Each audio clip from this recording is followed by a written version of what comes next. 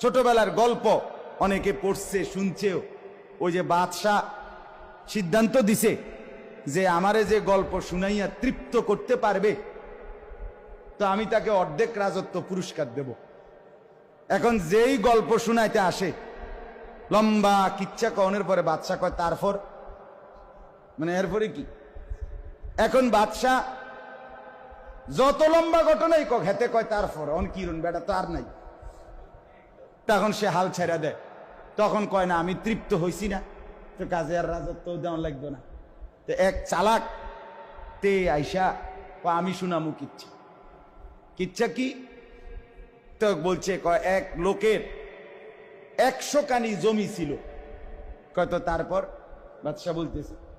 তো এবারে লোকটা বলছে সে 100 কানি জমির মধ্যে দান করছে। কত তারপর?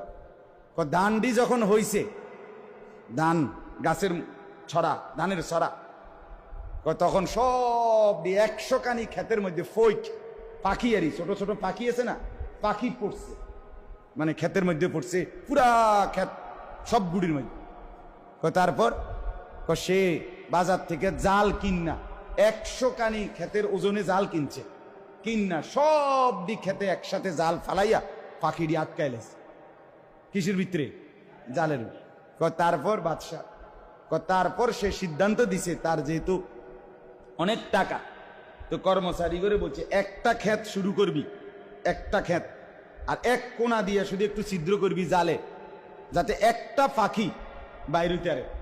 এইভাবে একটা একটা করে পাখি বাইর করবি, এইভাবে সব দিক ক্ষেতের পাখি শেষ করবি। কর্মচারী করে দায়িত্ব দিছে। বাদশাহ কয় তারপর প্রথম এই শুরুতে এক কোনা দিয়া ছিদ্র করিয়া, মানে সিরা, তো একটা পাখি ফুরুত করিয়া বাইরে হয়ে গেছে। তারপর ফুরুত, মানে আরেকটা, তারপর ফুরুত, তারপর ফুরুত।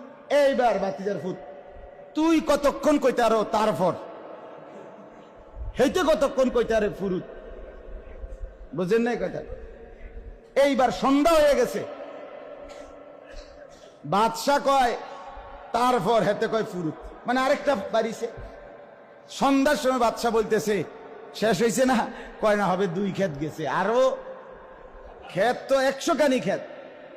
তো আমি ঘটনা এর পরে না পরেরটা কম, আগে তো ফাঁকি কি হইতেইব, শেষ হইতেইব।